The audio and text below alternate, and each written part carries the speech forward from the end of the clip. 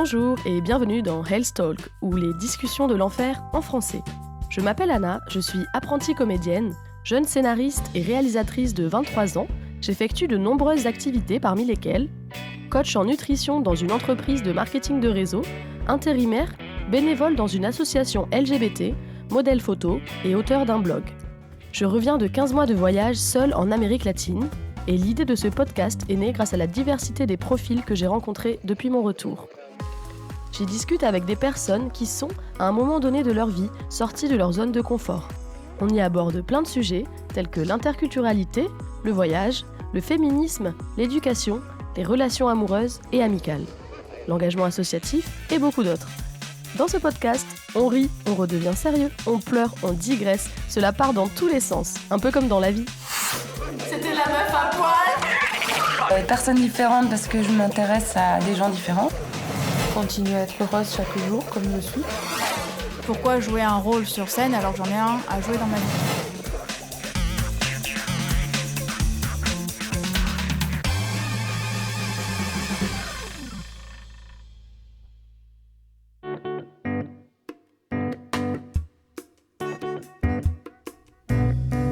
Pour ce 5e épisode, je discute avec Hazel, jeune créatrice de Azrevel. Elle vous expliquera elle-même ce que c'est. On parle beaucoup d'artistes, de la vision artistique, de comment monter des équipes, des difficultés que l'on rencontre. J'ai beaucoup aimé cet épisode, j'espère qu'il vous plaira tout autant que moi, et bonne écoute. Bonjour, aujourd'hui on accueille Hazel, du coup, qui est la créatrice de Azrevel, mais elle va nous en parler elle-même. Présente-toi s'il te plaît, comme tu le souhaites. Eh bien moi du coup je m'appelle Hazel, j'ai 23 ans et puis je suis directrice artistique, metteur en scène, réalisatrice, voilà. Plusieurs casquettes on va dire comme ça, à Revel. Donc du coup Revel c'est pas que moi, c'est un duo artistique. Donc je travaille exclusivement avec Sofiane du coup, qui est mon binôme, hein, qui est mon associé à Revel. Donc Hazel plus Sofiane, AS, Revel, du coup. Ah, d'où vient le As Revel aussi, on peut dire. Donc, ça marchait plutôt pas mal. Et pour dire aussi Artistic Studio Revel. Nous, notre but avec ça, en fait, c'était de construire vraiment une unité artistique entre Sofiane et moi qui nous permette de nous exprimer artistiquement parlant pour révéler des gens. Révèle pour révéler. Donc, ce mot, il peut paraître vraiment particulier de nos jours parce que la société, elle nous bloque avec nos émotions, tout ça. Bon, révéler des gens, c'est les mettre en lumière. Donc nous, on les révèle à travers l'image, la vidéo, d'art, mode, cinéma. Et on peut bosser aujourd'hui pour des pros dans le milieu du luxe, de la mode, voilà, tout ce qui est industrie, cinéma aussi, le journalisme. Voilà, plusieurs casquettes en fait, finalement. C'est très divers, on se ressemble beaucoup. Écoute, différentes casquettes, c'est quelque chose qui me parle. Il n'y a pas de souci. Du coup, comment tu l'as rencontrée, Sofiane ? Alors Sofiane, à la base, moi, quand j'étais un peu plus jeune, que je ne T'es suis pas très vieille quand même. Hein. que je ne suis déjà, j'étais en fait en train de me chercher un petit peu au niveau de tous les arts et j'ai eu mon premier appareil photo finalement très jeune et je prenais déjà des gens en photo. Bon, on a tous commencé comme ça à prendre en portrait nos amis, tout ça. Et j'avais une très bonne amie à moi à l'époque qui voulait se faire prendre en photo, donc je m'entraînais avec elle. Et lui était déjà photographe confirmé en fait et il a vu mes photos via Facebook et du coup il s'est dit finalement c'est pas une concurrente mais qui est-ce qui a fait ces photos là en fait de cette fille. Ça l'a intéressé. Absolument. Et du coup, il a vu que j'étais photographe, mais aussi modèle à l'époque. Donc, il s'est dit, ok, très bien. Et puis après, on a commencé à discuter. Et on s'est rencontrés comme... En fait, c'est la photo qui nous a fait nous rencontrer, finalement. Okay. Voilà. Mais ça fait un petit moment, du coup. Ça fait à peu près, je dirais, 3 ans et demi, quelque chose comme ça. Yeah. Voilà. Ok, il n'y a pas de souci. Donc, ok, maintenant que tu t'es présentée... Ah oui, je vais peut-être juste préciser comment on s'est connus. Enfin, moi, je t'ai connue par les réseaux sociaux. Ouais. Donc, en fait, il faut le dire, t'as un très bel Instagram. Moi, je suis vachement dans les réseaux sociaux. Et donc, le tien et celui de ton agence également, Azrevel, est magnifique et très recherché. Et moi qui m'intéresse à ces questions, on voit qu'il y a de la recherche derrière, c'est pas fait au hasard. Okay. C'est très, très bien fait. Et en fait, tu publies, donc tu as fait un petit passage au cours Florent, donc tu m'as dit juste avant qu'on commence 2 mois, donc cours. C'est ça. Le passage au cours Florent d'Hazel a été express, ça a été vraiment la révélation. En fait, c'est vraiment, Révèle, c'est révéler les gens, mais c'est aussi se révéler par rapport à tout ce qu'on fait nous. Il y a cette idée d'évolution dans notre parcours mélangée à cette révolution aussi, donc personnelle en fait, c'est sur différents plans, pour nous-mêmes aussi.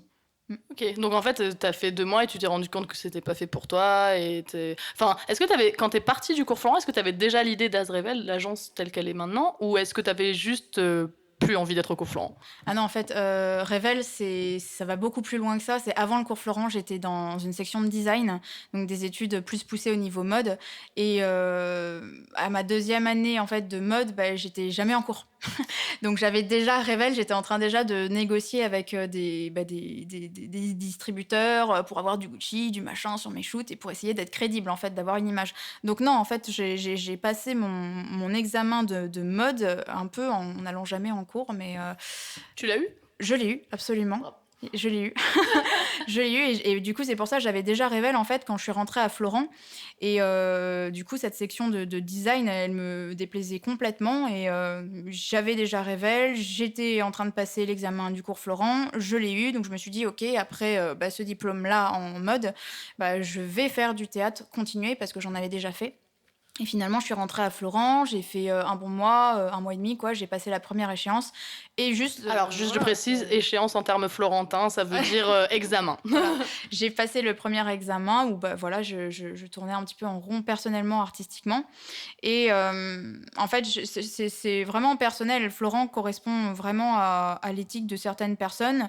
La mienne, c'était pas forcément de rester sur des planches en fait pour m'exprimer. Et la question qui revenait le plus souvent, c'était pourquoi jouer un rôle sur scène alors que j'en ai un à jouer dans ma vie. Et c'est pour ça, j'avais déjà Revel. Donc c'est pas que ça me correspondait pas, c'est juste que j'avais énormément de choses à gérer en fait à côté. Et du coup, ouais, c'était plutôt. C'est pas une perte de temps pour moi, mais il fallait que j'exploite vraiment mon potentiel à Revel plutôt que être encore dans des cours avec des gens et des professeurs.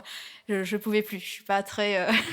Voilà. Non, mais c'est drôle parce qu'en fait, là, bon, c'est cool parce que ce podcast sortira dans quelques temps, donc je peux le dire, j'aurais déjà quitté les cours Florent, a priori.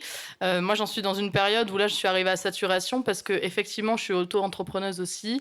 J'ai ce podcast, j'ai plein d'autres projets, je suis bénévole en asso, j'ai plein d'autres projets à côté, en fait. Et c'est comme tu disais, c'est pas perdre son temps, mais en fait, c'est-à-dire que au cours Florent, t'es longtemps assis, tu observes les gens, et si t'as des gens qui ont pas forcément envie de travailler, c'est pas très intéressant. Il y a une question de maturité aussi, on va pas se le leurrer. Moi, je suis en cours du soir, et je m'étais dit, en m'inscrivant en cours du soir, tu vois, ça va être forcément des gens qui travaillent ou qui au moins, enfin, ils ont autre chose à côté. Donc forcément, s'ils sont là, ils savent pourquoi ils sont là. Bon, je me rends compte que c'est pas forcément la réalité. Et il y en a qui sont étudiants. Alors, je le reproche pas, tu vois, tu peux être étudiant, il n'y a pas de souci. Mais du coup, ils sont vachement dans cette dynamique de prof, autorité. Et je pense que c'est pas ça, les cours Florent. Et notre prof, d'ailleurs, c'est Romaric Mocker. Et lui, il est pas du tout dans cette démarche-là. Il nous considère comme des artistes. Mais je pense qu'il y en a certains, ils savent pas trop pourquoi ils sont là. Enfin, sans être méchante, je dirais, c'est juste qu'ils devraient plutôt être dans une troupe amateur, et je pense qu'ils s'éclateraient beaucoup plus, parce que mine de rien, le cours Florent, c'est beaucoup de travail. En fait, c'est 9 heures en cours, mais il y a tout ce qu'il y a à côté. Genre là, on fait une création collective, et pour que ce soit bien fait, normalement, il faudrait en faire autant à côté, à se revoir, à faire des répètes, et c'est pas le cas, quoi. Après, je pense que Florent, c'est un très bon cours à la base. Les promos à Bordeaux sont jeunes. Donc, ça fait rêver beaucoup de gens. C'est des milieux comme la mode. Moi, j'ai fait de la mode. Je vois, il y a beaucoup de gens qui ont des étoiles dans les yeux à chaque fois. C'est vraiment énormément de travail, finalement. Et peut-être qu'il y a énormément de gens aussi qui arrivent avec des idées toutes faites sur ces genres de milieux-là, alors que c'est énormément de boulot, c'est beaucoup de sacrifices, c'est travailler à côté si tes parents peuvent pas te payer le cours, mine de rien. Et ouais, c'est tout ce qui s'ensuit. C'est beaucoup de casting, c'est avoir voilà, tout ce qui est ton image correcte, ton jeu correct, aller t'inspirer, sortir beaucoup, avoir des expériences, car mine de rien, moi, je crois beaucoup au fait que l'acteur ou l'artiste, finalement, ils doivent être assez autonomes au niveau de son vécu pour pouvoir proposer des choses sur scène. Après, tu peux très bien apprendre ton rôle. C'est très bien, tu te renseignes, tout ça. Nous, on a fait un film, tu vois, qui porte sur l'Alzheimer, par exemple. On a dû étudier pendant 1 mois et demi, rencontrer des gens, savoir qu'est-ce qu'il fallait dire ou pas dire, parce que dans ton scénario, si tu dis, par exemple, excusez-moi, je me rappelle pas de votre prénom, c'est à tout faux. Parce que les Alzheimer ne s'excusent pas, en fait. Ils n'ont pas conscience, en fait, d'eux-mêmes. Donc, du coup, tu n'as pas à dire certaines choses. Et c'est autant quand tu es réalisateur qu'être acteur. Tu as des choses pointues à savoir. Et je pense que c'est hyper important de faire son monde, de se renseigner énormément et de vivre. Parce qu'il y a des gens, ils disent, moi, je veux vivre sur les planches. Ouais, alors je suis d'accord, mais bosse sur les planches, mais fais des choses extraordinaires à côté. Vraiment, parce que c'est ça qui va te rendre unique, en fait, et qui va faire la différence sur les planches, tu vois. Non, mais c'est bien, c'est un point de vue intéressant. Mais d'ailleurs, c'est intéressant parce que moi, je suis en train d'écrire Enfin, donc là, le mois prochain, on réalise notre premier court-métrage avec mon associé. Mon associé, c'est une amie aussi, hein, on peut le dire. Et en fait, j'ai écrit un autre scénario qui est inspiré par l'actualité, donc par les Gilets jaunes. On fait pas de politique dans ce podcast, mais en fait, justement, le scénario est pas du tout sur un aspect politique. Le lien entre les deux, en fait, c'est l'aspect social, en fait. C'est le social, vraiment du social, le lien entre les gens. Et c'est, alors sans dire ce qui va se passer dans le court-métrage, en très très gros, c'est un parallèle entre une histoire d'un jeune homme migrant et d'un jeune homme qui fait partie des Gilets jaunes. D'accord. Et c'est le parallèle de la sociabilisation. Une qui est montante, entre guillemets, l'autre descendante. Et effectivement, tu vois, c'est drôle parce que justement, hier, il y avait les Gilets jaunes et moi, j'étais en ville, je rentrais d'une formation et j'ai dû traverser tout Bordeaux parce que les trams étaient interrompus. J'étais ravie. J'ai des ampoules partout.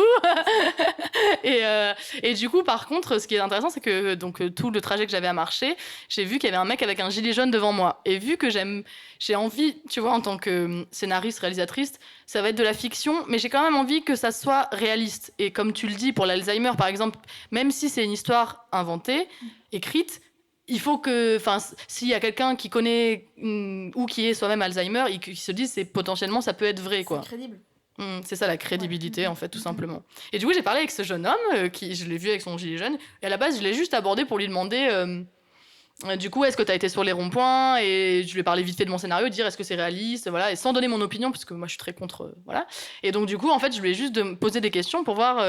pour après pouvoir réécrire éventuellement certaines choses de mon scénario et tout. Et au final, on a débattu pendant tout le trajet. Donc, je sais pas, on a mis 40 minutes à marcher. Et...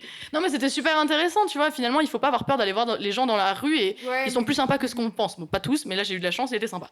Ouais, mais c'est tant mieux. De toute façon, c'est ces liens de partage, en fait, qu'on oublie. C'est la base de l'homme, d'échanger. Et ça te viendrait même pas à l'idée de partager, que ce soit dans la rue ou... Généralement, c'est très discret. Bah, après, c'est très français aussi. Hein. En Amérique, si on aime quelque chose sur toi, on va venir te le dire, on va te dire amazing, tu vois. En France, on va te dire, il est joli son pull. Mais on va te le dire, genre, il est joli son pull, mais que dans ta tête. On va juste le penser. On va pas. En Amérique latine aussi, on te dira, c'est chévere. Voilà, exactement. En fait, oui, mais ça, c'est très, du coup, c'est pas dans notre trop culture. Ouais. Après, ça dépend si t'as beaucoup voyagé, tout ça. Donc, nous, on le sait, les autres cultures, elles sont beaucoup plus ouvertes. Français, on est peut-être un peu, plus difficile, on va dire ça comme ça. On est plus conservateur. On a de belles choses dans notre patrimoine, mais il y a aussi quelque chose, il faudrait peut-être se décoincer un petit peu. Et le lien, ces partages-là, ils en font partie, tu vois, discuter avec les gens. C'était une base et elle s'est écartée, déjà par l'électronique, mais toute cette société qui nous dit, bah non, t'es pas assez bien, ça, ci, cela et tout. Donc, on se crée des complexes inutiles, donc on pense qu'on est moins bien que l'autre et on va même pas avoir l'idée d'aller vers lui finalement, tu vois. C'est bien dommage. Mais ouais, effectivement. Bon alors, il y a un petit rituel dans ce podcast. J'offre un cadeau à tous mes invités. Ah voilà. Je sais, les gens sont surpris en général. Alors, t'attends pas un truc de ouf, hein. C'est de la récup à chaque fois. Alors, écoute, je me suis dit, tu es donc dans un studio. Des fois, tu fais des photos, enfin souvent, tout le temps, c'est des photos artistiques. Et je me suis dit, donc là, c'est un petit collier en perles fait à la main. Je sais plus du tout d'où je l'ai. Et je me suis dit que tu pouvais t'en servir. Bon, alors soit pour toi, soit pour un de tes shootings, parce que pourquoi pas. J'adore. En fait, ça me fait penser à ce que, moi, j'ai été éduquée par une maman du coup qui est très artiste. Et les chats font pas des chiens. Hein. Voilà, c'est ça. Les chats font des bons chatons. Et elle faisait énormément ce genre de collier et des bagues, je me rappelle. Mais moi, ce que je faisais quand j'étais gosse, et elle m'engueulait tout le temps, c'est qu'elle avait plein comment ça s'appelle, des pierres Swarovski, tu vois, et des cristaux, tu vois. Donc du coup, à chaque fois, moi, que je voulais faire un collier de perles, même le plus moche collier, je prenais tous les Swarovski. Évidemment, c'était les plus beaux, tu vois. Donc là, oui, c'est les plus cher. Voilà, et c'est les plus chers. Du coup, je faisais tous les colliers et toutes les bagues, les petites conneries, quoi, tu vois, genre de quand t'es gamin. Alors qu'elle faisait vraiment des très beaux trucs. Et c'était une question de technique. Hein, j'étais trop jeune pour faire quelque chose de très beau.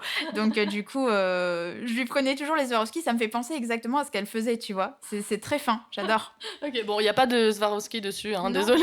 Mais... Justement, c'est très bien parce que sinon, je les aurais tous enlevés. Tu sais, ça fait un peu le nifleur dans les animaux fantastiques, le petit animal. Je sais pas si tu connais un petit peu Harry Potter et tout ça. Voilà, c'est ceux qui reconnaîtront le nifleur, voilà, c'est celui qui s'intéresse à l'argent et tout ce qui brille. Donc, c'est une espèce de petite taupe ornithorynque, très marrant. Très J'adore, bien. Merci. Voilà, écoute, c'est un plaisir. Je pourrais l'exploiter en shoot, en vrai. Ça, on va le mettre en shooting. On a une prochaine couverture qui arrive bientôt, ça pourrait vraiment le faire.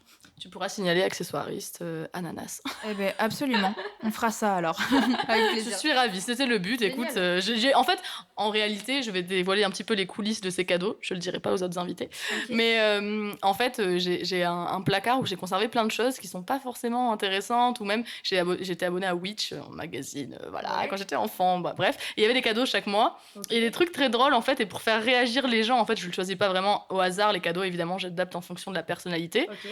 J'achète rien parce que j'ai pas d'argent de toute façon, mais du coup je recycle, en fait j'offre des trucs et voilà, en fait je regarde dans mon placard, il y a plein de choses, de petites choses et selon ce que c'est, je me dis peut-être ça peut plaire à la personne, voilà. J'aime. J'adore. Nickel. Du coup, alors, je suis... Enfin voilà, on a déjà un petit peu parlé d'Azrevel, mais j'aimerais que tu nous expliques vraiment le concept de l'agence, qu'est-ce que vous faites exactement, comment vous le faites, etc., etc. C'est marrant parce que les gens pensent tout de suite en fait que AS Revel c'est souvent une agence en fait. Et je pense qu'en fait c'est une question d'extérieur, de point de vue extérieur. Parce que les gens quand ils voient l'Instagram par exemple, parce que c'est quand même là où on est le plus présent, ils voient quelque chose de très bien tenu. On va pas se mentir parce qu'on travaille énormément là-dessus aussi, au niveau de la qualité des photos, tout ça. On n'est pas trop site internet, on n'est pas trop Facebook, puisque Facebook c'est plus devenu le mur des lamentations. Enfin, personnellement, voilà, c'est c'est ce que je pense. Mais Instagram, c'est la plateforme principale où on évolue nous. Donc c'est marrant que tu te dises agence parce que finalement, on n'est pas vraiment une agence, on est un binôme artistique en fait. Et les gens ont tendance. C'est pour ça qu'ils comprennent pas. C'est Revel, au départ, c'est le nom de Sofiane et moi-même. C'est vraiment une unité artistique. Donc ça peut s'apparenter à un magazine, comme voilà, Vogue par exemple, ils ont une unité en fait. Et nous, ça s'appelle Revel. Donc les gens, ils comprennent pas pourquoi souvent il y a 2 personnes. Est-ce qu'il y en a plusieurs même? En fait, nous, on est 2 à la base. Revel, c'est très simple. C'est AS Revel, c'est Artistic Studio Revel. Mais oui, c'est vrai. En fait, j'ai dit studio parce que je saurais pas trop définir ce que c'est que. Enfin, je connais Azrevel le nom et c'est vrai, j'aurais eu du mal à définir, donc c'est bien que tu l'expliques. En fait, il y a tellement de casquettes. Nous, on n'est pas vraiment dans une case. C'est les gens, et ça, c'est encore très français. On adore nous rentrer dans des cases. Moi, j'adore écrire, j'adore peindre, j'adore chanter, je sais jouer du piano, je fais beaucoup de sport, je crée au niveau de la mode, j'écris beaucoup d'articles. Je suis aussi photographe. Tu pourrais me donner énormément de casquettes parce que c'est ce qui me plaît et c'est ce que je dis moi dans ma biographie Instagram, c'est je fais ce que je fais. Tu vois, et c'est Tout simplement. tout simplement et laissez-moi faire. Je n'ai pas besoin en fait de l'approbation des autres, de ce qu'ils aiment ou pas. Je partage au maximum et Revel c'est le même principe. On fait ce qu'on doit faire et ce qu'on aime c'est quoi? C'est l'image et c'est la vidéo et c'est révéler des gens. Et c'est se révéler soi-même. De toute façon, l'un ne marche pas sans l'autre. Donc c'est révéler au niveau de l'image, la vidéo, d'art et mode cinéma. On va dire vraiment pour te faire un gros résumé. Après, nous, on est vraiment polyvalent. Ça veut dire que si, par exemple, quelqu'un veut des photos, par exemple, pour un book, on s'occupe beaucoup, justement, des acteurs et des jeunes comédiens au cours Florent. Pour qu'ils soient crédibles, en fait, nous, on regroupe beaucoup...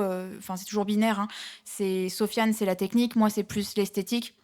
Lui, il va être dans tout ce qui est réglage aussi. Moi, plutôt dans l'acting. Là, je suis très dans l'humain et l'émotionnel. Lui, il va beaucoup être sur tout ce qui est lumière, technique en fait, et c'est très pointu et du coup nos domaines ils se rejoignent, ils se complètent énormément et Sofiane c'est le talent, moi c'est l'audace aussi, vraiment c'est un revers de voilà, c'est un jeu de ping-pong. C'est complémentaire. Voilà, exactement, c'est complémentaire et du coup nous on est là pour révéler des gens, donc que ce soit quelqu'un, un acteur, un chanteur, un danseur et vient dans nos studios, il se fait révéler pour n'importe quel projet, que ce soit une vidéo, que ce soit un shooting, que ce soit une publication et du coup nous les gens ils veulent travailler avec nous, les professionnels, pour cette qualité-là, en fait, d'exposition finalement et de révélation avec tous les acteurs qui rentrent en jeu dans notre art. Ça peut être vraiment n'importe qui. Si tu es jeune comédien, si tu es artiste peintre, et puis après il y a des liens qui se font, des collaborations. Ça peut être un artiste peintre qui va faire par exemple le fond, qui va servir de fond pour le shooting d'un chanteur. par exemple. Et du coup, nous, on est sur ça, on révèle les gens dans nos studios. Bon, on est aussi étalé partout en Europe, parce qu'on bosse beaucoup à Londres, on bosse beaucoup à Berlin. Et les professionnels, que ce soit dans le milieu du cinéma, que ce soit dans le milieu de la mode, des magazines, tout ce qui est voilà, pro, ça peut appartenir à une entreprise. En fait, ils prennent Revel parce qu'il y a cette qualité-là, mais au-delà de ça, il y a des équipes derrière, en fait. Et c'est pour ça que les gens nous prennent pour une agence, comme tu dis, parce que, en fait, les gens ne travaillent pas, nos équipes, ils travaillent pas pour nous, ils travaillent avec nous. C'est un réseau qu'on s'est fait en fait au fur et à mesure du temps, puisque Revel, ça a à peu près, maintenant 2 ans, je dirais. Et ça fait, voilà, on n'a pas vécu directement finalement, hein. On s'est construit du réseau, on s'est construit un book. Et voilà, on a développé tout ça, on a eu ce temps-là en fait de développement et on a ciblé qu'est-ce qu'on voulait vraiment. Et les gens qui bossent avec nous aujourd'hui, bah, ils sont dans Revel en fait en tant que talent, que ce soit des make-up artistes, des stylistes, des coiffeurs. En fait, vous bossez principalement avec des artistes et une fois que vous les avez rencontrés, ils font partie de votre réseau et vous retravaillez avec eux pour d'autres choses, quoi. Oui, c'est ça. Après, c'était beaucoup d'appels à projets. Finalement, quand on a lancé Revel, si on avait besoin voilà, d'un make-up artiste pour un de nos projets, on passait une annonce, boum, on en rencontre un, et puis après, le réseau se développe, et puis on en place d'autres. Et après, ça devient une grande famille. On a des gens avec qui on travaille quotidiennement, et d'autres personnes qu'on fait intervenir dans Revel, parce que justement, on n'est pas une agence. Et on aime bosser avec des gens variés. Revel, c'est pas... Il y a une équipe, et puis ça change pas. On a des gens avec qui on travaille, oui, assez... plus fréquemment que d'autres. Ça dépend aussi les zones où on est. Si on est sur Paris, on va pas forcément bosser avec les mêmes personnes qui sont sur Bordeaux ou Londres, ce qui est logique parce que sinon il faudrait faire des allers-retours, voilà, ça n'en finirait plus. Mais voilà, c'est les professionnels, ils veulent ces équipes-là et nous on choisit vraiment celles qui vibrent avec notre éthique déjà, avec nos principes, nos valeurs et celles qui veulent bosser avec nous. Vraiment, elles cherchent pas. C'est pas malsain en fait. C'est vraiment des gens qui veulent bosser en synergie artistique. Ils l'ont très bien compris et qui sont droits dans leur basket. Parce que dans ces milieux-là, généralement, ça peut très vite partir en vrille. Ok, non mais c'est super intéressant. Au niveau légal, vous avez un SIRET, quelque chose comme ça? Ouais, alors nous, du coup, on bosse en tant qu'auto-entrepreneur parce que pour l'instant, comme je t'ai dit, ça fait 2 ans qu'on travaille ensemble avec Sofiane, donc c'est encore vachement récent, si je peux dire ça comme ça. Donc on peut pas se permettre pour l'instant de se mettre en société, surtout que notre réseau, il se développe encore et j'espère qu'il se développera encore longtemps pour qu'on ait des bases très solides parce que nous, on construit pas un projet avec de la paille, de la boue, voilà. Donc c'est vraiment, c'est le béton, faut le construire, faut mettre les pierres petit à petit, les briques et après ta maison, elle est nickel. Eh bien, un projet, c'est pareil. Donc, et ça passe par le réseau, par les gens que tu vas rencontrer, par les conneries que tu vas faire, par l'argent que tu vas perdre, le temps, l'énergie, hein, parce que nous, on compte plus les erreurs qu'on a fait, mais c'est ces erreurs-là qui te font pas refaire les mêmes déjà et qui te font avancer vers ce que tu mérites en fait et ce à quoi tu es bon en fait. Ok, non mais c'est super intéressant. Et par exemple, bon, tu disais que ta mère était quand même vachement dans le domaine artistique. Elle a pensé quoi, ta mère, quand tu lui as dit, bon, je vais lancer Azrevel, je me lance dans l'aventure. Donc il y a 2 ans, donc tu avais 21 ans à l'époque, donc tu étais très jeune. Ouais. Qu'est-ce qu'elle t'a dit? En fait, c'est marrant que tu me poses cette question parce que ma mère n'était absolument pas au courant. Donc, on en a reparlé il y a à peine 2 jours avec Sofiane. En fait, quand j'ai connu Sofiane, on avait déjà cette idée de projet-là. Donc, j'avais à peu près... moi, je connais Sofiane, à peu près... Je sais pas, en fait, j'ai vraiment pas la notion du temps, je suis désolée. Hein. Mais lui, il m'a connue quand j'étais un petit peu photographe, un peu modèle, tout ça. Après, on s'est fréquentés, on a fait beaucoup de photos ensemble. Mais il prenait en photo mes créations, en fait, quand j'étais en design. Et du coup, je commençais à démarcher des gens, des entreprises et ce réseau-là. Et bon, ma mère m'a accompagnée dans... Elle est un peu anti, tu vois, je veux dire, anti-prof, tout ça. Donc du coup, elle m'accablait pas. Hors système, entre guillemets. Elle était hors système et elle voyait bien que, de toute façon, que j'allais m'en sortir, même si j'allais pas en cours parce que je faisais quelque chose à côté, mais je lui disais pas forcément quoi. Mais bon, je pense que quand on deviendra maman, on comprendra peut-être cette fibre-là d'aimer un enfant, même s'il fait des conneries. Voilà. Mais là, c'était pas des conneries. En fait, j'étais vraiment ailleurs. Je développais quelque chose ailleurs. Et elle s'en doutait, mais je lui ai jamais vraiment dit que c'était Revel. Revel, c'était une évidence pour nous avec Sofiane, ça nous est tombé dessus. On a trouvé ce mot-là, il nous est venu, voilà, ça nous est tombé dessus. Et on s'est dit, c'est vraiment quelque chose qu'il faut qu'on chope parce que c'est une évidence pour nous. Qu'est-ce que tu veux faire de ta vie? Reviens à même... Enfin, je sais pas, c'est pas l'enfant intérieur, tout ça, mais dis-toi, qu'est-ce qui te plaisait quand tu étais enfant? Moi, quand j'étais enfant, j'avais un espèce d'appareil jetable et je faisais déjà de la scénographie dans ma chambre avec des draps et des peluches qui tenaient des fleurs. Et ben voilà, c'est de la construction artistique. Donc là, on en est là et ma mère, je lui ai jamais dit finalement que je faisais Révèle. Et un jour, je suis allée sur la terrasse, j'en pouvais plus. On a lâché notre sac. Enfin, Sofiane, il est pas trop comme ça, mais moi, c'est pas que je cache les choses, mais je préfère qu'elles soient vraiment bien montées en fait, parce que ma mère est quelqu'un de très exigeant et de très imposant créativement parlant. Donc du coup, j'avais peut-être peur évidemment de lui parler de ça et de dire bah regarde, j'ai monté un projet. Peut-être peur de se faire déboîter en disant bah oui, mais c'est pas bien ce que tu fais ou est-ce que ça va marcher, tu sais, parce que malgré en fait, c'est pas que tes parents vont être rabat-joie, mais c'est que tes parents veulent toujours le meilleur pour toi. Oui, et puis ils ont peur, c'est normal, t'es leur enfant, ils auront toujours peur pour toi, C'est ça. surtout quand tu te lances dans quelque chose de différent, c'est Ouais. c'est humain, je pense.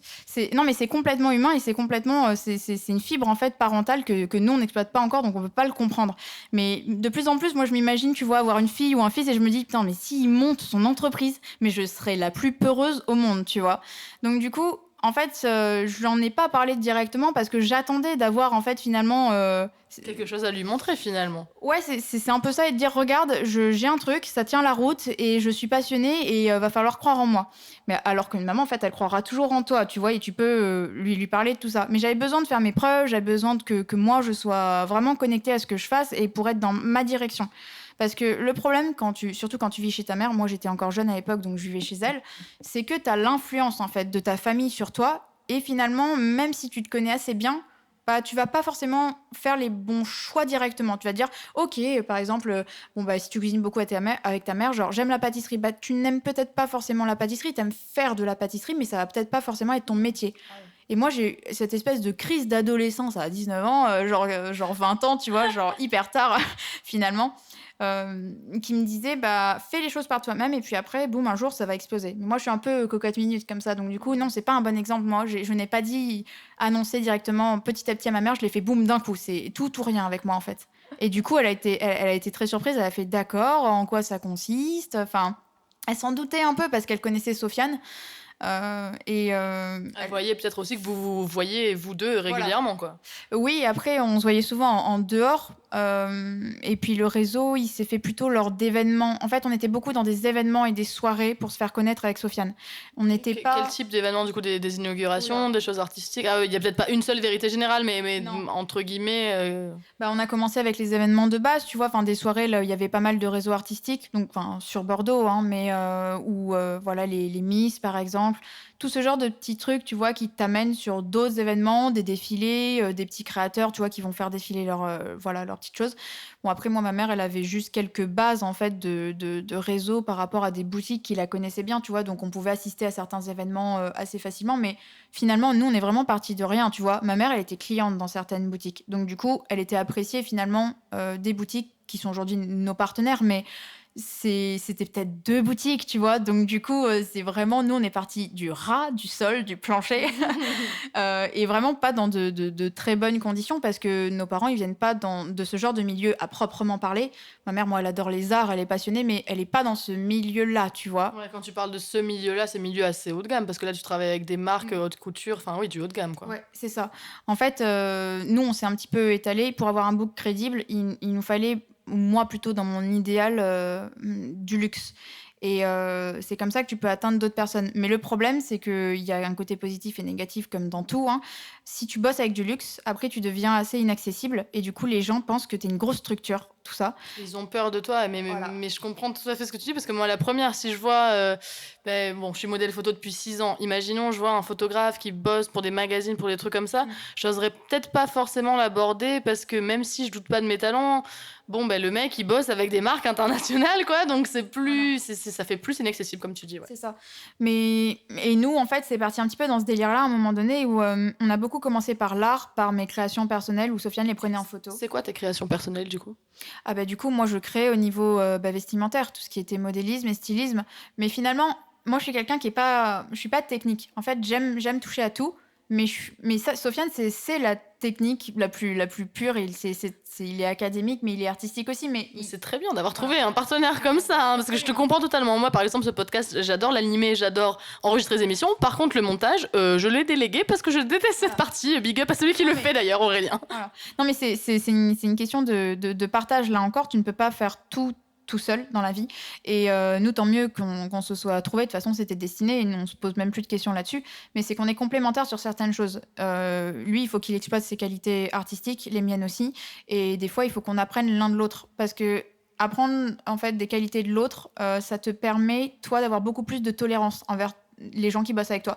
Tu peux pas tout faire toute seule en fait. Enfin, même si toi tu as des qualités artistiques mais dans n'importe quel domaine finalement. Moi j'ai toujours c'est un parti pris et un principe, c'est que si je vais, mais n'importe quoi, chez une esthéticienne par exemple, j'y vais pour son savoir-faire parce que je sais qu'elle fera mieux que moi parce que c'est son métier.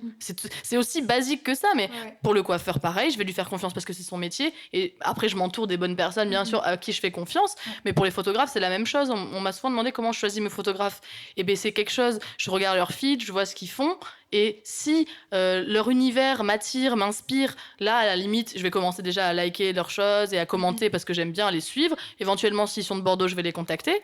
Mais ça part... C'est pas... Il y en a certains qui me contactent, mais... de plus en plus, quand tu commences à avoir un book, les gens te contactent. Mais en fait, pour avoir une certaine qualité et prétendre à une image, il faut pas dire oui à n'importe quoi. Enfin, moi, il y a des gens qui m'ont demandé, c'est des photographes amateurs, et j'ai bossé avec pas mal de photographes amateurs qui sont pour moi, qui ont plus de talent limite que certains professionnels. Mais par contre, il y en a certains qui m'ont demandé, et je leur ai dit, tu vois, écoute, je trouve qu'il y a pas je comprends pas ta vision artistique dans tes photos, je vois pas ce que tu as envie d'exprimer. Bon, ils l'ont très mal pris parce que les gens ont beaucoup d'ego, mais moi, c'était pas méchamment que je lui disais, ils cherchaient, ils voulaient savoir les critiques. Donc moi, je lui réponds tout banalement et je lui dis, moi, je suis rien pour te critiquer, mais c'est juste que je comprends pas qu'est-ce que tu veux exprimer avec cette photo, à quoi ça sert. Enfin, parce que l'art, c'est très difficile finalement, mais si tu ne veux rien dire à travers tes photos, mais à travers n'importe quel art d'ailleurs, à quoi ça sert entre guillemets, c'est pas méchant, mais c'est vrai. Non, mais après ça dépend. Il y a des gens qui ont vraiment une vision de certaines choses. Tu vois, toi tu parles de photographes, il y en a qui aiment tout ce qui est boudoir, cocooning, ils adorent ça à Bordeaux. Nous on n'est pas du tout comme ça, et c'est marrant parce que quand nous on a commencé, on nous disait mais vous venez de Paris. Et c'est une réflexion en fait qui nous a touchés vraiment à chaque fois qu'on passait dans un événement ou dans les premiers shootings qu'on a fait, surtout au début, on nous dit mais vous venez de Paris, mais pourquoi de venir de Paris en fait? Le talent, c'est-à-dire qu'il est focus et concentré que à Paris. Et en fait, non, c'est vraiment une histoire de se ressentir, de savoir ce que tu fais et d'avoir énormément de tolérance pour les gens avec qui tu bosses. Et nous, voilà, on en revient justement, tu dis l'esthéticienne, tout ça. Va prendre un pinceau d'un make-up artiste, va prendre une laque et c'est impossible, tu peux pas tout faire, tu peux pas savoir tout faire. Mais c'est comme quand tu crées un film, t'as fait des courts-métrages, Azrevel a fait des courts-métrages, et en fait, j'imagine, je sais pas, d'ailleurs tu pourras nous raconter les coulisses, mais alors c'est qui filmait? C'était Sofiane ou c'était... c'est en pur duo. En fait, les gens sur ce festival, bon, là en l'occurrence c'est le Nikon Film, tu vois, il y a 1100 films cette année. L'année dernière, je crois qu'il y en avait 500. Et ça a doublé, quoi. Donc, il y a beaucoup de gens qui veulent tenter leur chance dans ces milieux-là et tout. Le problème, c'est que nous, on a quand même mis un moment, enfin, surtout Sofiane, à apprendre tous les métiers de ce métier-là, j'ai envie de dire, tu vois, du cinéma. Et il y en a énormément au niveau technique, et il y en a énormément au niveau derrière les coulisses, au niveau de l'acting, au niveau de la scénographie, au niveau des costumes. Au niveau de la logistique, au niveau de tout. C'est un énorme travail. Voilà. Mais un court-métrage, je sais pas combien il dure, 5 minutes peut-être, le vibration, je suis une vibration. Non, c'est 2 minutes. 2 minutes. 2 minutes 20. Mais voilà, mais juste pour le dire aux gens qui ne le savent pas forcément, parce que du coup, moi, j'ai fait le stage du cours Florent dans la partie cinéma. Et en fait, on se rend pas compte quand on connaît pas, mais c'est énormément de travail. Et moi, je vais bientôt faire mon premier court-métrage. Et pareil, tu vois, là, on est en train de se dire avec moi, est-ce qu'il nous manque des trucs? Parce que, évidemment, on n'a pas de budget, c'est notre premier, on le fait en tant qu'amateur, on n'a pas de production derrière, c'est nous, juste nous. Et ce qu'on va investir, c'est notre argent. Enfin, tu vois, moi, je fais bosser mon entourage. Genre, les figurants, ça va être ma famille, mais ils ont pas de texte. Le lieu, ça va être ma maison de famille. La voiture, si on tourne dans une voiture, ce sera ça. Ma pote, elle a une caméra. Moi, j'ai le micro avec lequel on fait le podcast, ce sera ça qui va servir. On n'a pas d'équipe technique, on va tout faire nous-mêmes, mais après on a envie de le faire le mieux possible. Donc moi je me renseigne vachement, j'étais chercher un guide et comment faire un film, tu vois, entre guillemets. Et c'est trop drôle parce que j'ai lu le truc et il parle de toute l'équipe qui est nécessaire pour faire un film. Et en fait, on voit j'ai lu tous les noms des postes et tout, et moi j'étais en mode, bon alors, donc nous, on va falloir qu'on soit ça, 10 casquettes en même temps, parce que de toute façon, on n'a pas d'équipe technique, donc c'est nous qui allons devoir le faire, et j'imagine, pour vos courts-métrages, ça a dû être un peu pareil. Bah, c'est complètement pareil. Après, nous, on a commencé par la photo, si tu veux. Donc, moi, j'étais dans la direction de modèle, la direction artistique, tout ce qui est construction projet, finalement. Je mélangeais la scénographie, le stylisme, imaginer et concevoir un projet. Si tu veux, moi, c'est le début. Sofiane et moi, c'est le pendant. Et Sofiane, c'est la fin. Tu vois, donc en gros, lui, il a cette casquette finalement de prise de vue et ensuite de retouche, bien qu'on ne retouche pas énormément nos photos parce qu'il faut que ce soit vraiment très subtil. Et moi, j'ai tout cet avant-là qui est de lier les équipes. Donc déjà de gérer un planning, donc faire toute cette logistique, mais d'avoir ce côté artistique, esthétique aussi. Et dans un film, c'est pareil, sauf qu'il a fallu avoir beaucoup plus de casquettes. Et du coup, là, la direction d'acteur me paraît évidente. En fait, c'est comme une direction de modèle, mais là, il faut que ce soit vraiment crédible. En fait, il y a l'aspect dans ton film où, même si tu es à deux, parce que nous, on a pu bosser avec des équipes où il y a, en fait, nous, c'est une perte de temps finalement de bosser avec plusieurs équipes pour nous parce que les gens ne seront jamais dans la même dynamique, vraiment exactement dans la même dynamique que toi. Et nous, on se retrouve là avec Sofiane, mais de toute façon, il faudra qu'on élargisse ça, mais qu'on trouve vraiment des gens en accord avec nos principes et avec notre vision de l'art parce que nous, on partage la même, on sait, il faut un regard, on est OK. Mais enfin, s'il y avait une autre personne qui partageait ça, bien, on serait trois. Ce serait AS, RR, Rebelle, je sais pas, enfin, tu vois, il y aurait un truc. Et pour l'instant, enfin, je veux dire, on n'est que deux et on sait très bien ce qu'on veut et on réalise à deux. Et Sofiane, il a appris pendant des mois le son, comment monter. Le son, je te coupe juste, mais dans le guide que j'ai vu, effectivement, il disait ce qui différencie un film amateur d'un film professionnel, c'est le son. Ouais. Et moi, je m'en rends compte rien qu'en enregistrant ce podcast, que c'est une galère le son. En fait, on se rend pas compte, mais c'est un des aspects primordiaux des courts-métrages et de tout. Il y a du son, toutes les vidéos et tout, et c'est très, très compliqué, et c'est un taf. Après, sauf si tu fais un film sans son et tu mets de la musique. Mais généralement, on dit souvent que les films où il y a de la musique, c'est parce que tu sais pas gérer le son. Donc, du coup, non, mais c'est rigolo dit comme ça, tu vois. Mais en vrai, si t'as pas une bonne image, si t'as pas un bon son, si t'as pas de bons acteurs et si t'as pas une bonne DA et un bon scénario, ton film, en fait, c'est juste les basiques, tu vois. Et là, pour le Nikon Film Festival, je pense que ça joue beaucoup. Il y a beaucoup de célébrités, de gens très connus qui partagent leurs films, donc ça, faudrait peut-être plus faire un festival pour les youtubeurs, tu vois, plutôt que... Je pense à Marion Seclin, j'imagine. Moi, j'ai rien contre ces gens du tout, mais c'est vrai que il y a une question de... C'est assez inégal, en fait, parce que t'as des nouveaux talents, tu vois, qui arrivent et qui n'ont pas des millions d'abonnés. Du coup, il faudrait peut-être un festival beaucoup plus focus, en fait, sur les gens qui peuvent se tirer la bourre entre eux, tu vois, et qui ont déjà des... Entre guillemets, les amateurs, enfin, pas forcément amateurs, mais ça peut être pro, mais du moins, talent nouveau, frais, quoi. Les classer peut-être selon les abonnés Instagram, je sais pas, ou un truc comme ça, tu vois, mais après, tant mieux, chacun a sa chance, tu vois, mais disons qu'il y en a toujours en tête de liste, alors qu'il y en a qui peinent, tu vois, à monter tout ça. Alors que leurs films, ils vont pas forcément être bons au niveau scénario ou au niveau, enfin, tu vois, raccord, tout ça.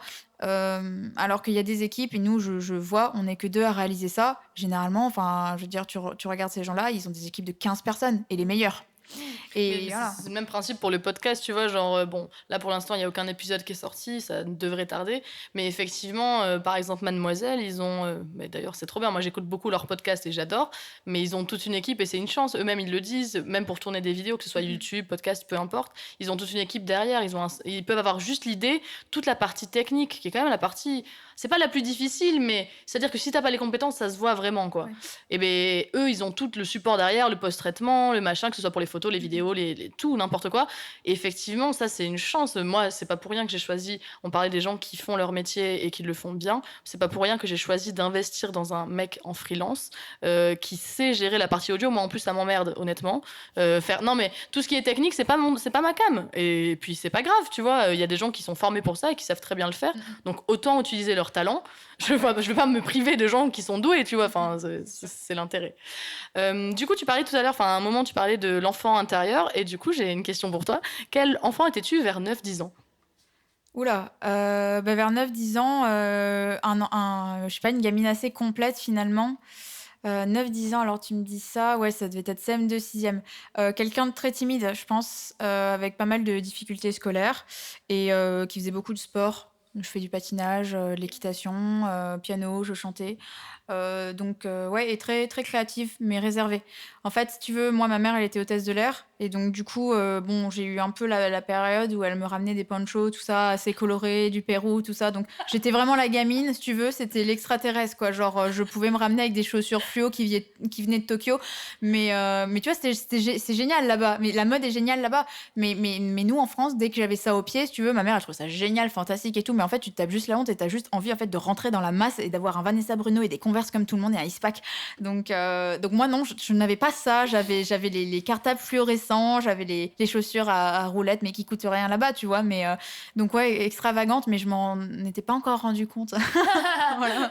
Mais c'est drôle, c'est un peu pour moi, enfin, je sais pas, j'apprends au fur et à mesure et tout, plus tu crées, de toute façon, plus tu commences à avoir une vision artistique, mais je suis en train de me rendre compte, je me demande si les artistes, entre guillemets, c'est pas toujours un peu des gens, des extraterrestres, comme tu dis, parce qu'ils ont une vision d'un truc qui est complètement bizarre aux yeux de la norme et du standard, entre guillemets. Je dis pas que tous les artistes sont fous, quoique, mais, mais pas fous, mais au moins ils ont quelque chose de différent dans tous les cas. Et d'ailleurs, c'est pas pour rien que je te fais participer à ce podcast. Le podcast, c'est sur les gens différents qui sortent de leur zone de confort. Donc, c'est pour ça que tu as totalement ta place dans ce podcast, mais enfin bon, je sais pas ce que c'est vraiment, il n'y a pas de définition à mon avis d'artiste, mais je pense quand même que de toute façon, à partir du moment où tu es différent, tu seras toujours incompris. C'est une des phrases que j'avais écrites il y a quelques temps et je trouve qu'elle est jamais aussi vraie que maintenant. Voilà. Ouais, après, moi, je sais pas comment on devient artiste. Je pense qu'on est artiste déjà à la base. Après, je pense que tout le monde l'est, en fait, à des degrés différents. Et si tu as des médiums face à toi pour exploiter ça, tu peux le devenir. Après, il y a des gens qui vivent sur différentes choses, tu vois. Mais à la base, si quelqu'un a souffert de beaucoup de choses, et notamment enfant, c'est pour ça on parle des artistes, on dit oui, ils ont eu des enfances difficiles, tout ça. Évidemment, mais en fait, je pense qu'il y a quelque chose à la base qui fait que tu aies envie ensuite de t'exprimer, de montrer au monde que tu as été, je sais pas moi, martyrisé ou tu as subi des choses. Et ce désir, en fait, de montrer que tu as subi pour t'exprimer, pour pas vraiment crever sous tes émotions, ça te fait devenir encore plus un artiste parce que tu vas chercher à partager ça. Tu peux être un artiste individuel, il y a des gens qui font de l'art-thérapie chez eux, ils vont vraiment développer ça genre pour leur bien-être personnel, mais tu as des gens ensuite qui disent OK, je vais mettre ça au service des autres. Et je pense que ça part d'une base vraiment il y a eu un truc, il y a eu un déséquilibre où voilà, quelque chose où on n'était vraiment pas bien petit et après on s'est dit OK, je me sers de ça, j'en fais une force et je vais pouvoir montrer au reste du monde qu'est-ce que c'est finalement. Et là, on choisit notre domaine de prédilection. C'est plutôt le domaine qui nous choisit, que ce soit la musique, que ce soit la danse et l'art.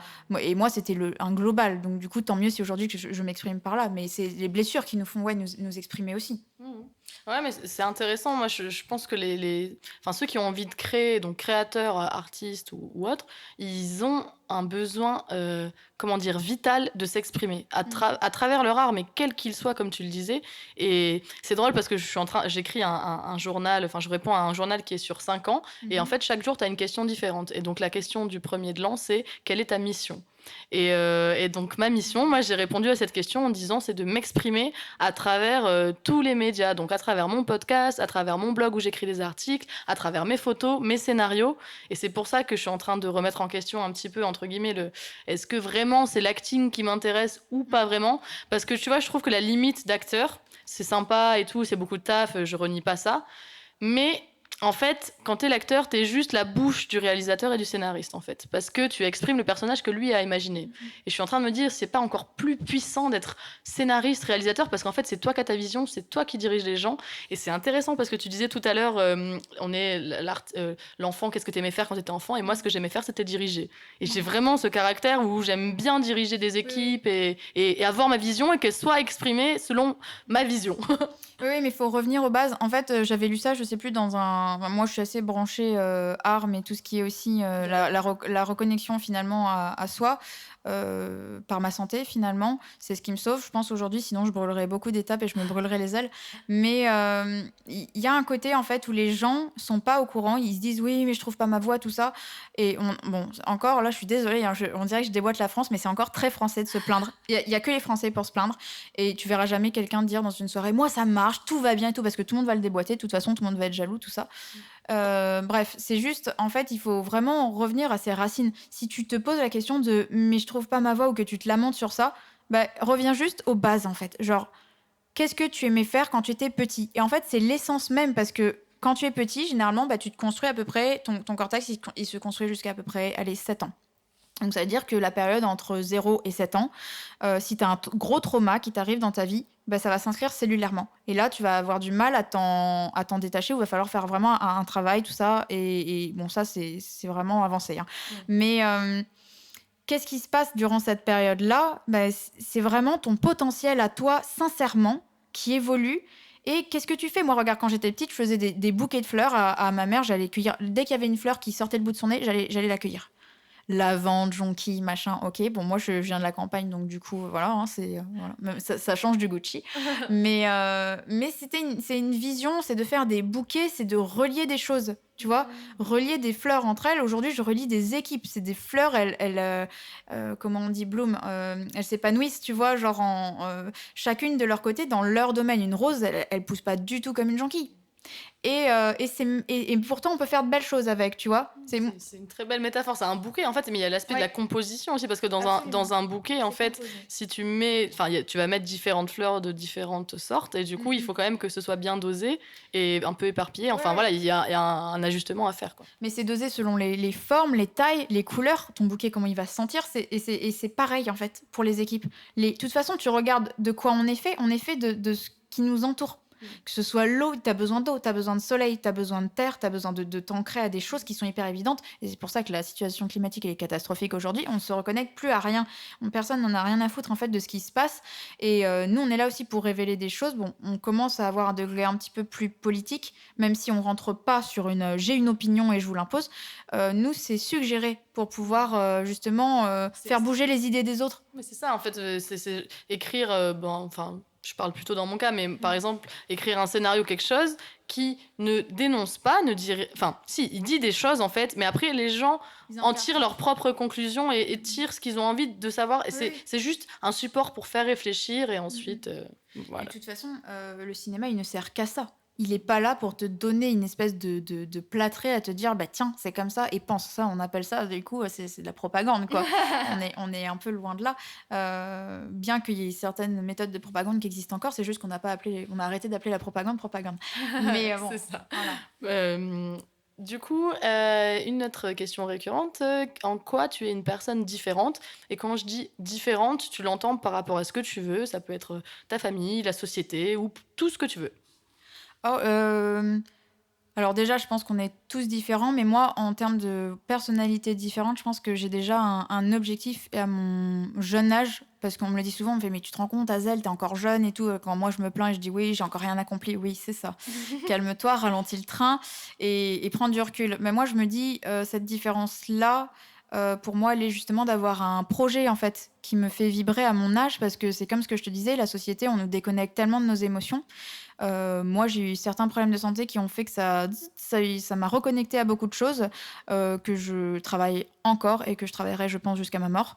Mais c'est ces bases-là, pour moi, et mes traumatismes de vie qui m'ont fait, voilà, me reconnecter à qui je suis vraiment. Je suis revenue aux bases et je me suis dit, OK, qui tu es? Se poser ces questions-là, en fait, à nos âges, en fait, ça peut paraître bête, hein, mais ça reste quand même jeune. Moi, je me les suis posées à 16 ans, en fait, parce que j'ai eu mes problèmes de santé à 16 ans.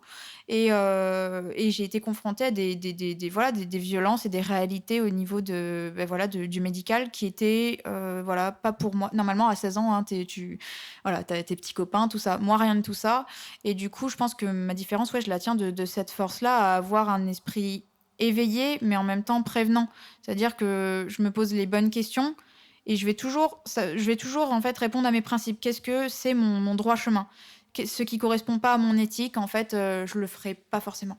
Ou je vais le faire. Tu veux pas te trahir toi-même, quoi. Non, je vais pouvoir le faire, en fait, mais ça va me dégoûter, ou j'aurais pas été prévenue et après je vais plus le refaire, ou je vais vouloir changer les choses. Et je pense qu'avec ce projet Révèle, c'était ok, c'est pas genre juste je monte un projet avec Sofiane, c'est qu'est-ce que je vais révéler, en fait, de moi-même. Et je pense que c'est quand même peut-être même, allez, on va dire ça inconsciemment, mon but premier. C'est pas se servir de Révèle pour ça, mais je révèle les autres, mais il me révèle aussi moi-même. Et je pense que c'est là la différence, c'est que j'ai un mot qui fait vibrer toute ma vie, en fait.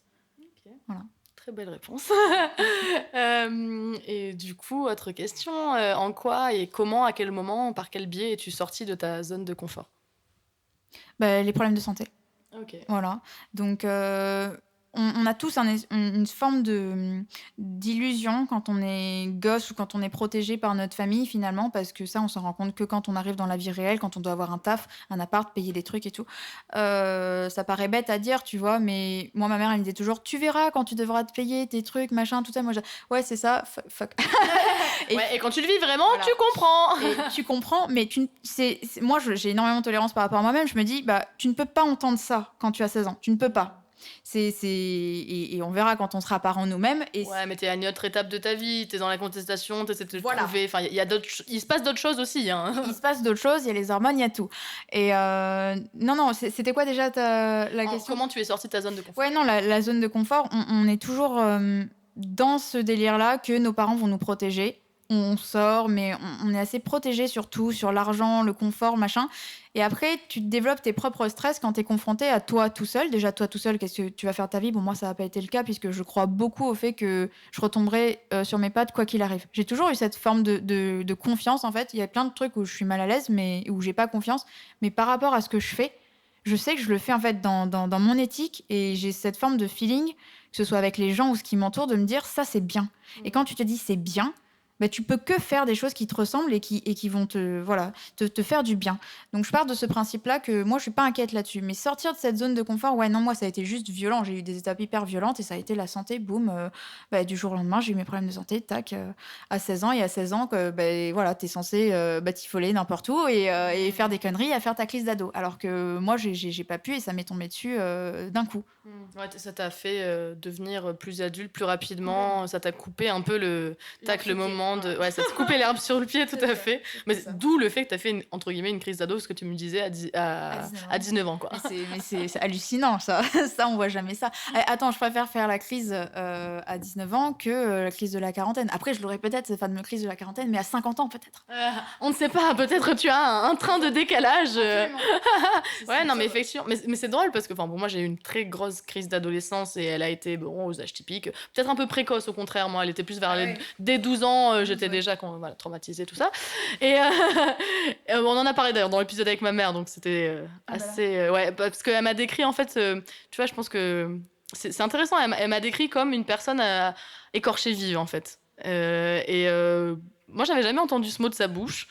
Et depuis, j'y réfléchis beaucoup. Enfin, l'épisode n'a pas été tourné il y a très longtemps, mais c'est quand même... Enfin, c'est intéressant, quoi. Écorché vive, c'est pas anodin, quoi. Et je pense justement peut-être le fait de... Enfin, l'artistique ou le besoin de s'exprimer, il vient peut-être de là, tu vois. Enfin, j'en sais rien, hein, mais... C'est marrant, du coup, ça a été règlement de compte, un peu, non? Ah non, ça a été tout en douceur. On parlait d'éducation, en fait. Et elle a juste expliqué qu'elle adaptait son éducation en fonction des caractères et que moi, en l'occurrence, j'étais écorchée vive et mes frères n'étaient pas pareils.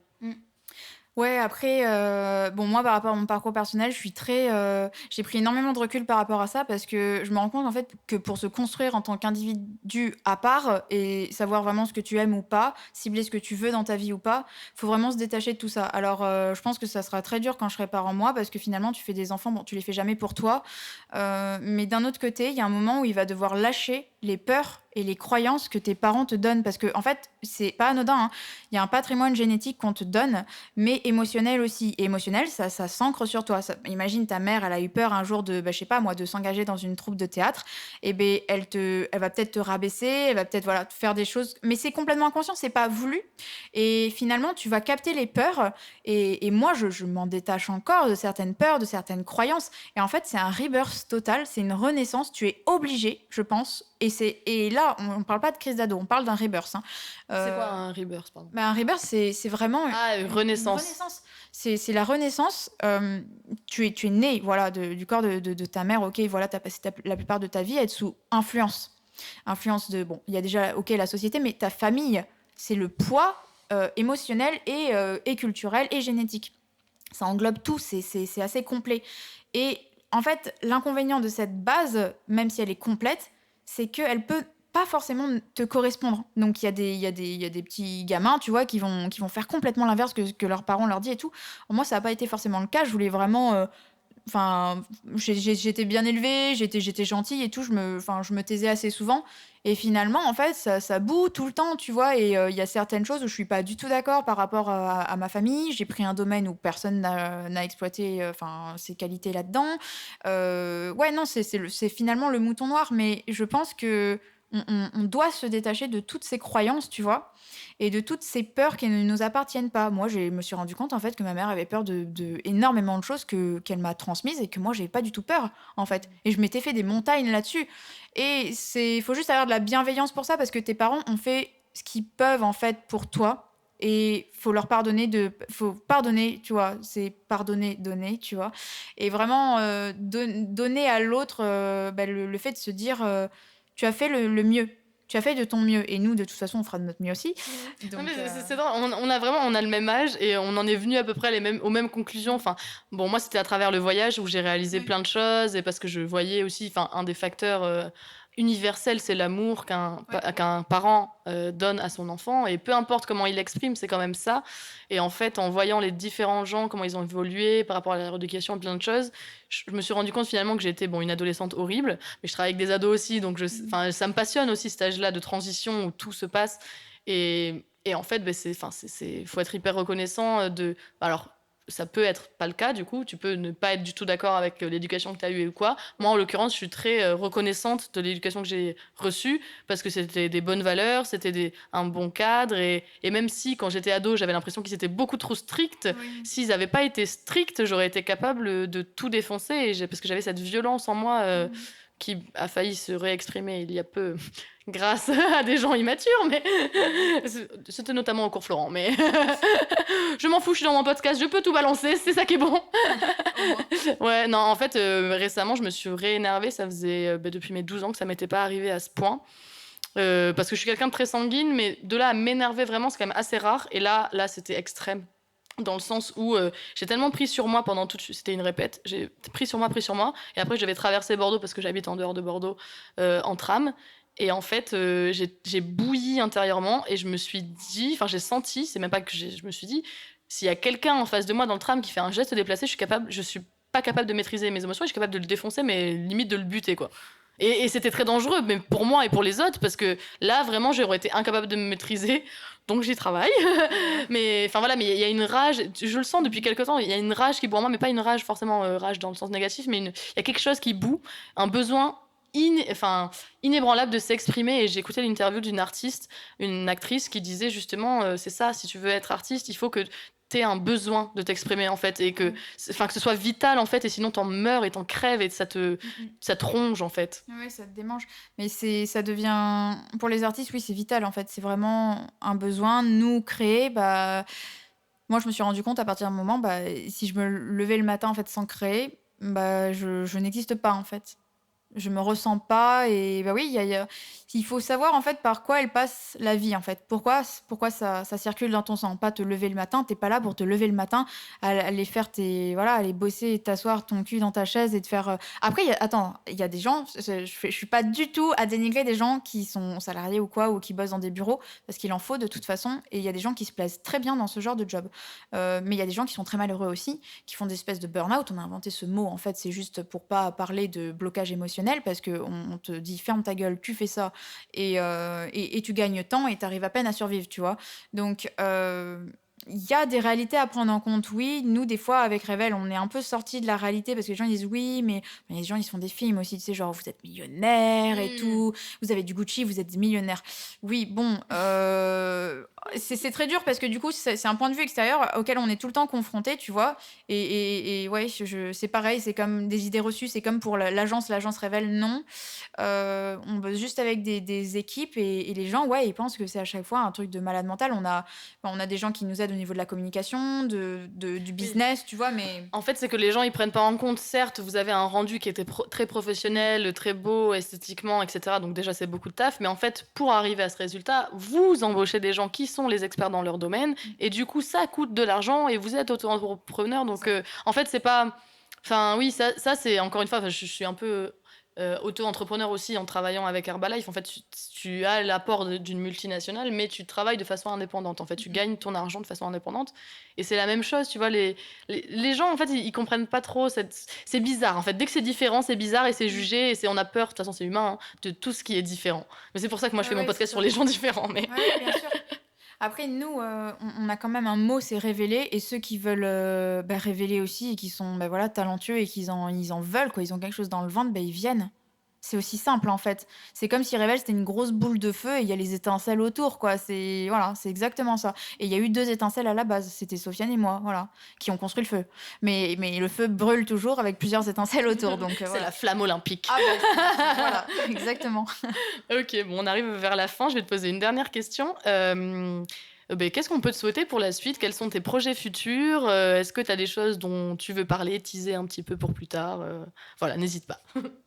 Je dirais pas que les gens peuvent me souhaiter quelque chose puisque c'est moi qui me souhaite à moi-même et voilà et Sofiane et on est dans notre dynamique. Je dirais plutôt que les gens ce qu'ils doivent faire c'est juste avoir du recul sur nous. S'ils veulent nous connaître ils viennent nous voir et s'ils veulent taffer avec nous moi j'ai rien contre. Après c'est vrai que maintenant vu qu'on a évolué en fait notre panel artistique et qu'on on est sur beaucoup plus de projets en même temps. Il y a beaucoup plus d'opportunités. De toute façon, un domino en entraîne un autre. Hein. On a très peu de temps, en fait, pour ce qui est, par exemple, collab. C'est ce que je te disais. On a plusieurs... Collaboration. Voilà, on a plusieurs collaborations qui sont en jeu, mais on en faisait beaucoup plus avant. On avait beaucoup plus le temps d'en faire parce que on se payait pas déjà et on devait se construire un book. Or, maintenant, on fait des projets qui sont dans notre évolution et qui doivent être utiles au monde, mais c'est des trucs beaucoup plus gros et qui vont être vraiment utiles. Moi, je cherche l'utilité maintenant. Ce qu'on peut me souhaiter, c'est ce que mes projets soient utiles, en fait. Parce qu'on faisait beaucoup de beaux, des choses qui réconfortaient les gens, finalement. Et là, on cherche l'utile, on cherche le vrai, comme d'habitude, hein, je dirais, mais... À passer des messages, plutôt. Ouais, on était très photo avant. On l'a pas perdu, ça, on le perdra jamais. Mais disons que les gens, je les invite à se faire révéler, tant mieux si c'est par nous, mais à se révéler eux-mêmes et à pas se mentir. Si tu commences à jouer une autre personnalité que tu n'es pas, c'est foutu pour toi. Donc non, je me dirais de cartonner au niveau cinéma, parce que ça marche plutôt bien et on a trouvé nos bases. Et maintenant, ça va exploser. 2019, j'ai dit, Révèle, ça gagne. Donc après, on attendra 2020 pour voir qu'est-ce qu'on dit d'autre. Mais le cinéma, non. C'est la direction d'acteurs et des équipes, encore talentueuses. Ok. En tout cas, merci beaucoup. C'était passionnant. On a beaucoup parlé d'artistique et j'ai adoré enregistrer cette émission à toi. Merci à toi. Ouais, top. Merci à toi.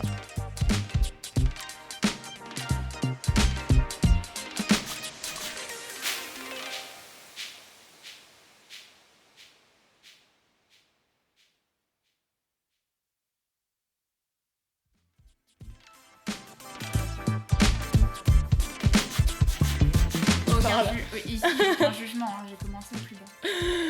Ah oui, mais t'inquiète pas. Je juge. Voilà. Non, Au top, au moins tu vois. Ouais, parce que sinon il y a des pics et tout. Des pics de son. Ah ouais, ouais. D'ailleurs, en fait, tu vois, je dois être entre 6 et 12. Attends, vas-y, parle un peu pour... Bonjour, je m'appelle Azel. Tu vois, c'est presque limite pas assez haut, mais je sais pas, j'arrive pas. Il faudrait limite... Attends, vas-y, réessayer. Bonjour, je m'appelle Azel, j'ai 23 ans. Je vis à Bordeaux. Écoute, de toute façon, on va faire au mieux. Hein. Fais au mieux, Après, de toute façon, le but, c'est de...